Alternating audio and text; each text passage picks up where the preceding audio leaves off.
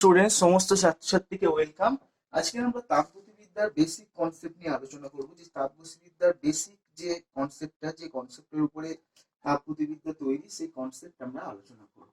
তো সেই কনসেপ্টটা আলোচনা করার জন্য আমাদের প্রথমে জানতে হবে যে তাপগতিবিদ্যা কি। তো তাপগতিবিদ্যার ইংলিশ ওয়ার্ডটা শুনলেই আমরা বুঝতে পেরে যাব থার্মোডাইনামিক্স, অর্থাৎ তাপ এবং গতির সংস্পর্শে যে বিদ্যা, অর্থাৎ যেখানে তাপকে আমরা গতিতে পরিবর্তন করতে পারি বা গতি থেকে তাপে আনতে পারি, সেখান থেকেই আমরা তাপগতিবিদ্যায় বলতে পারি। তো সেখান থেকে আমরা একটা প্রথম যে কনসেপ্ট সেটা একটু আলোচনা করি। অনেকে প্রশ্ন করতে পারে যে তাপ শক্তির কারণ কি, বা তাপ শক্তি থেকে কিভাবে গতি উৎপন্ন হয়। যে কোনো জায়গায় আমরা যদি হাতে হাত স্পর্শ করি, আমরা যদি হাতে হাত স্পর্শ করি তাহলে কি হয়, হাতে হাত স্পর্শ করলে এই যে দুটো হাতের সংস্পর্শকাল থেকে ঘর্ষণ শক্তির ফলে কিন্তু একটা তাপ উৎপন্ন হয়। সেখান থেকে বুঝতে পারছি কি আমরা যান্ত্রিক শক্তিকে তাপ শক্তিতে রূপান্তরিত করতে পারি, অর্থাৎ যান্ত্রিক শক্তি ও তাপ শক্তি পারস্পর রূপান্তর সম্ভব, এবং তাদের সম্পর্ক নিয়ে যে বিদ্যা, সেটাই হলো তাপগতি বিদ্যা। এবারে অনেকে এখান থেকে আমাদের প্রথম কনসেপ্ট যেটা, সেটা হলো জুলের সূত্র। সেটা হলো কি না, জুলের সূত্র। তো জুলের সূত্রে আমরা আলোচনা করব। জুলের সূত্র কি, যে কার্যকে যদি আমরা প্রথম যে বেসিক কনসেপ্টে আছে তাপগতিবিদ্যা, সেটা হলো জুলের সূত্র। সেই জুলের সূত্র কি, যে কার্যকে যদি আমরা সম্পূর্ণভাবে তাপে রূপান্তরিত করতে পারি, কার্যকে যদি আমরা সম্পূর্ণভাবে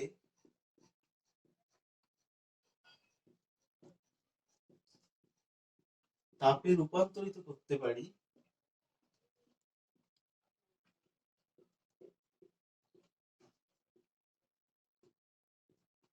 তাহলে কার্য এবং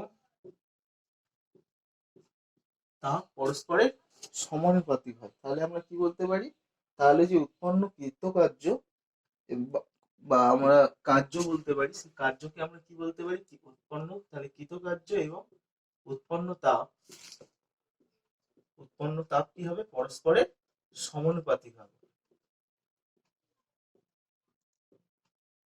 পরস্পরের সমানুপাতিক হবে। তো কিভাবে আমরা সেটাকে ম্যাথমেটিক্যালি প্রকাশ করব, বলছে যদি আমরা কার্যকে অর্থাৎ শক্তিকে যদি আমরা তাপে উৎপন্ন করতে পারি, যেমন আমরা উদাহরণ দিলাম কি, যে দুটো হাত ঘষলে সেখান থেকে সেই আমরা যে কার্য করছি সেটা তাপে পরিণত করতে পারি, তখন বিজ্ঞানী জুল তার সূত্র বানালো কি, এই কার্যকে যদি আমরা সম্পূর্ণরূপে তাপে রূপান্তরিত করতে পারি, তাহলে কৃতকার্য এবং উৎপন্ন যে তাপ, তাহলে কৃতকার্য মানে কি, ওয়ার্ক ডান। কৃতকার্য মানে কি, ওয়ার্ক ডান, তাহলে ওয়ার্কের প্রথম ওয়ার্ড কি, ডব্লিউ নিলাম। উৎপন্ন তাপ মানে কি, হিট, হিটের এখানে এইচ। তারা পরস্পরের কি, সমানুপাতিক। তার মানে কৃতকার্যকে আমরা কি বলবো, ডব্লু। যেহেতু কৃতকার্যের ইংলিশ ওয়ার্ড কি, ওয়ার্ক, ওয়ার্কের প্রথম ওয়ার্ড ডব্লু, এবং সেটা পরস্পর কি, সমানুপাতিক। কার সাথে, উৎপন্ন তাপের সাথে। উৎপন্ন তাপ, তাপ for heat, heat for H, H এর সাথে পরস্পর সমানুপাতিক। তাহলে এই সমানুপাতিক চিহ্ন তুললে আমাদের একটা অবশ্যই একটা কনস্ট্যান্ট আসবে।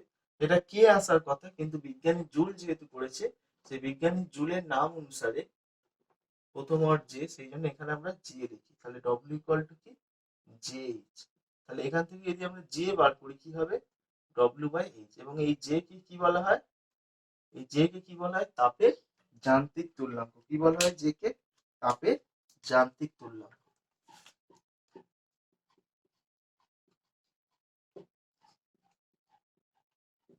তাপের যান্ত্রিক তুল্যাঙ্ক। ওকে, এবং একে আরেকটা কথা বলা হয়, একে জুল তুল্যাঙ্ক বলা হয়। একে কি বলা হয়, জুল তুল্যাঙ্ক বলা হয়।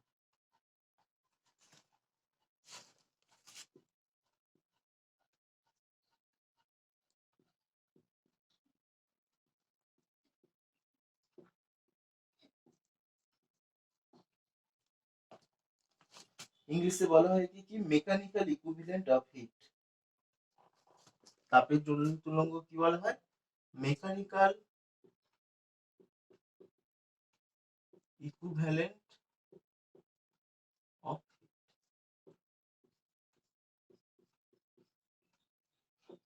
হলো, এবং সেই জে এর মান কত, জে এর মান হচ্ছে, সিজিএস এ বলবো আমরা এবং এসআই তে বলবো। যদি সিজিএস এ বলি, জে এর মান কত, 4.2 ইন্টু 10⁻⁷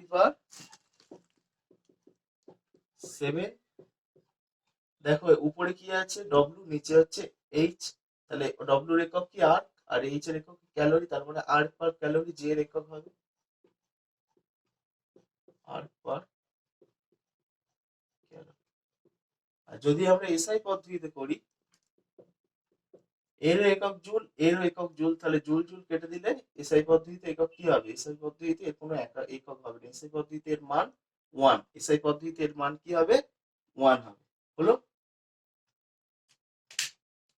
চলো আমরা এবারে এই যে ডব্লিউ যে এনার্জিটা, সেটাকে আমরা গতিশক্তির ক্ষেত্রে কি হয় এবং স্থিতিশক্তির ক্ষেত্রে কি হয় এটা আমরা বের করার চেষ্টা করি। ধরো এম ভরের একটা কোনো বস্তু ভি বেগে গতিশীল, তার যান্ত্রিক তুল্যাঙ্ক কি হবে সেটা আমরা বের করি। তো গতিশক্তির ক্ষেত্রে কি হয় একটু দেখি। গতিশক্তির ক্ষেত্রে যান্ত্রিক তুল্যাঙ্কের মান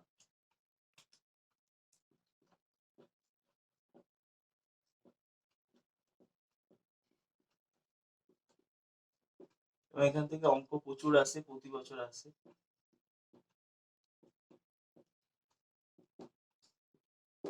তাহলে গতিশক্তির ক্ষেত্রে শক্তি কত হবে, যদি এম ভরের একটি বস্তু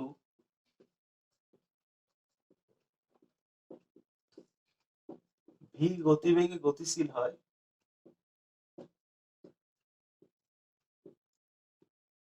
তাহলে তার গতিশক্তি কত হবে হাফ এম ভি স্কোয়ার, তার গতিশক্তি কত হবে হাফ এম ভি স্কোয়ার, গতিশক্তি কত হবে হাফ এম ভি স্কোয়ার। তাহলে ডব্লিউর মান কত হবে, সেই শক্তি ডব্লিউ মানে কৃতকার্য এবং কৃতকার্য মানে শক্তি, তার মানে হাফ এম ভি স্কোয়ার।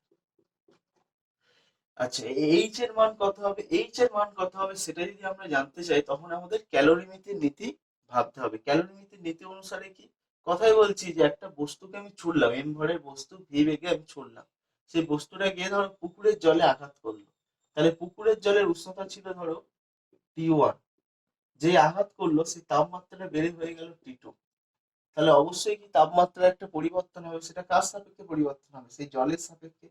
তাহলে এখানে আমাদের ক্যালোরিমিতির নীতি ভাবতে হবে। ক্যালোরিমিতির নীতি মানে কি, ক্যালোরিমিতির নীতি যদি আমরা ভাবি, T2 এবং T1, অর্থাৎ T1 হচ্ছে বস্তু আসার আগে যে প্রাথমিক উষ্ণতা, এবং বস্তু সংস্পর্শ হয়ে গেলে সে উষ্ণতা বৃদ্ধি, চূড়ান্ত উষ্ণতা।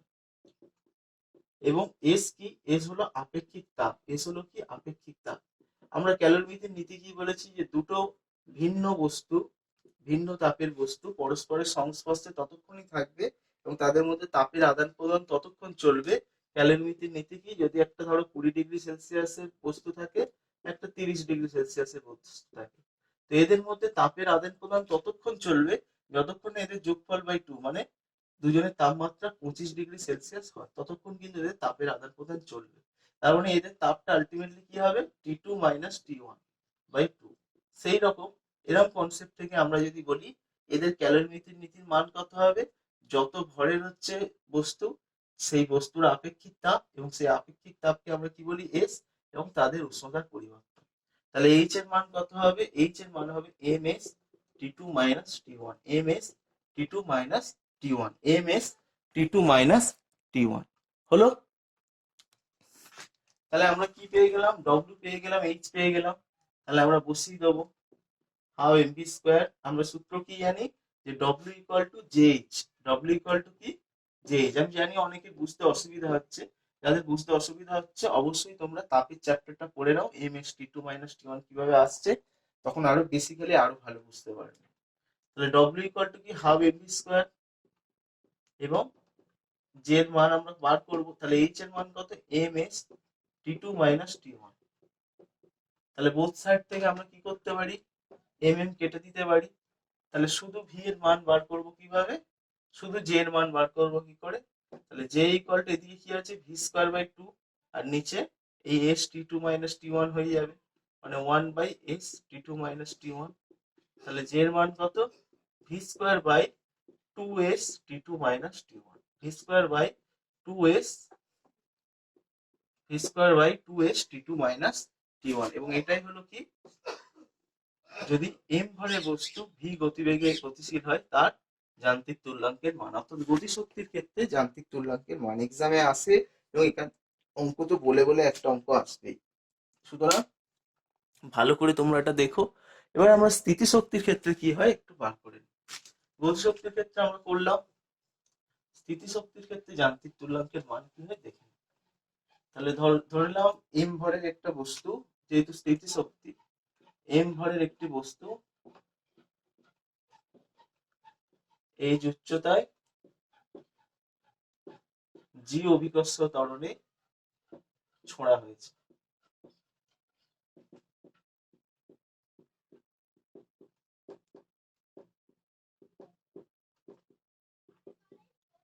তাহলে এই উচ্চতায় আছে, তাহলে এনার্জির মান কত হবে? W, W equal to energy, তার মান কত হবে?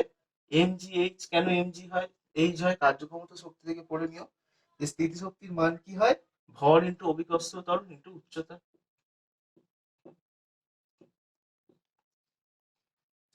সেটা কার সমান হবে? আমরা সূত্র কি জানি? W equal to J H. তাহলে আমরা বার করবো কি জে এইচ এর মান তো আমরা বার করে নিয়েছি, যে এইচ এর জন্য মান M S T two minus T one, M S T two minus T one. তাহলে ডব্লিউ জে ইকুয়াল টু কি? W by H. তাহলে ডব্লিউ এর জায়গায় বসিয়ে দিতে পারি কি এম জি এইচ, এটার জায়গায় লিখতে পারি কি M S T two minus T one. তাহলে এখান থেকে আমরা কি করতে পারি? এম এম কেটে দিলে G H S T two minus T one, G H S T two minus T. তাহলে আমরা বেসিক কনসেপ্ট দিয়ে আমরা বার করলাম, এটা স্থিতিশক্তির ক্ষেত্রে বার করলাম তাপের যান্ত্রিক তুল্যাঙ্কের মান কত হবে, এবং গতিশক্তির ক্ষেত্রে আমরা বের করেছি। এবারে এদের অ্যাপ্লিকেশন বা প্রয়োগটা দেখলে তোমরা বুঝতে পেরে যাবে। চলো আমরা গতিশক্তি স্থিতিশক্তি দিয়ে একটা অঙ্কের মাধ্যমে প্রয়োগটা দেখা।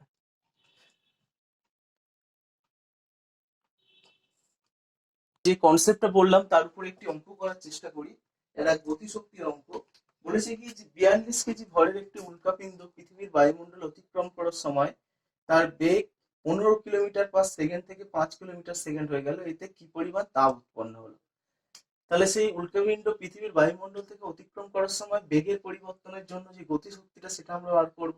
তাহলে চূড়ান্ত প্রাথমিক বেগ কত ছিল? 15 কিলোমিটার পার সেকেন্ড, কমে হয়েছে 5 কিলোমিটার পার সেকেন্ড। তাহলে গতিশক্তির সূত্র কি? হাফ এম ভি স্কোয়ার, কিন্তু বাড়া কমা হয়েছে, এটা half M U square minus V square. তাহলে এম এর মান কত? 42 কেজি, এখানে বসিয়ে দিয়েছি। ইউ কত? ইউ হচ্ছে 15 কিমি পার সেকেন্ড, 5 কিমি পার সেকেন্ড, যেহেতু কিমিতে আছে মিটারে আনার জন্য 15 into 10 to the power 3 whole square minus minus কি 5 ইন্টু 10 টু দি পাওয়ার 3 এটার হোল স্কোয়ার হলো। তাহলে এখান থেকে করলে আসবে 4.29, 4.2 into 10 to the power 9 joule. তাহলে এখান থেকে যদি আমরা হিটটা বার করি, ঠিক আছে, এটা জুল না হয়ে এককটা 4.2 ইন্টু 10 টু দি পাওয়ার 9ই ধরো, জুলের একক না ধরলে হবে। 4.2 ইন্টু 10 টু দি পাওয়ার 9, এটা হলে কি না গতিশক্তি। এবারে প্রশ্ন হলো এতে কি পরিমাণ তাপ উৎপন্ন হলো, এতে কি পরিমাণ তাপ উৎপন্ন হলো। তাহলে তাপ উৎপন্ন হওয়ার জন্য আমরা তাহলে কি পেলাম? এটা ডব্লিউ পেলাম। তাহলে একে যদি আমরা জে দিয়ে, কারণ আমরা সূত্র কি জানি? W equal to J H, অর্থাৎ শক্তির কৃতকার্য ইকুয়াল টু যান্ত্রিক তুল্যাঙ্ক কিন্তু হিট। তাহলে হিট ইকুয়াল টু তাপ ইকুয়াল টু কি হবে? ডব্লিউ বাই জে, এবং সেই জে এর মান কত দেওয়া আছে? 4.2। তাহলে যদি আমরা ভাগ করে দিই তাহলে কি হবে? 4.2 into 10 to the power 9 by 4.2। তাহলে এটা কেটে দিলে কি আসছে? 10 টু দি পাওয়ার 9 এত ক্যালোরি। তাহলে এত ক্যালোরি কি হিট উৎপন্ন হয়? 10 টু দি পাওয়ার 9 এত ক্যালোরি হিট উৎপন্ন। এতে কি পরিমাণ তাপ উৎপন্ন হলো? 10 টু দি পাওয়ার 9 ক্যালোরি। চলো আমরা আরেকটা অঙ্ক করে স্থিতিশক্তির কনসেপ্টটা বোঝার চেষ্টা করি।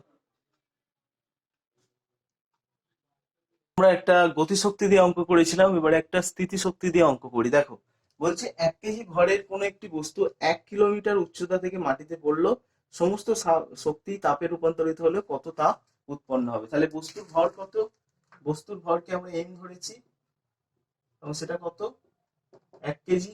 অভিকর্ষ ত্বরণ জি 980 সেমি স্কোয়ার, এবং উচ্চতা, উচ্চতা ইকুয়াল টু এইচ, সেটা কত? 1 কিলোমিটার, মানে 10 টু দি পাওয়ার 5 সেমি। তাহলে কৃতকার্যটা আমরা বার করবো স্থিতিশক্তি রূপান্তর। তাহলে এম মানে 1000 গ্রাম, সব সিজিএস এ করছি, জি 980, এইচ কত? 10 টু দি পাওয়ার 5। তাহলে এইটা হলো, এই টোটালটা হলো কি এমজিএইচ, অর্থাৎ ডব্লিউ।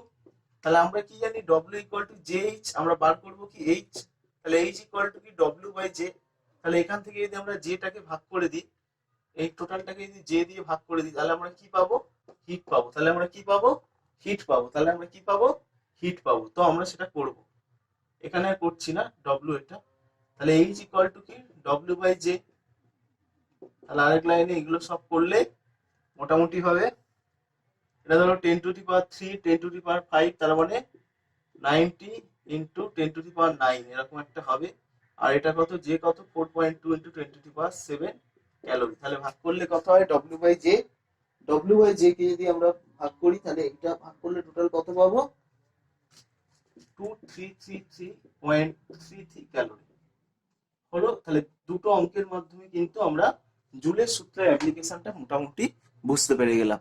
তো এইরকম ভাবে আজকের ক্লাসটা আমরা শেষ করলাম। ক্লাসটি যদি ভালো লাগে অবশ্যই লাইক করে এবং সাবস্ক্রাইব করে, এবং নতুন ক্লাস পেতে অবশ্যই সাবস্ক্রাইব বাটনের পাশে যে বেল আইকন আছে ক্লিক করে রাখো, অল বাটন, যাতে সব ক্লাসই তোমরা পেয়ে যাও।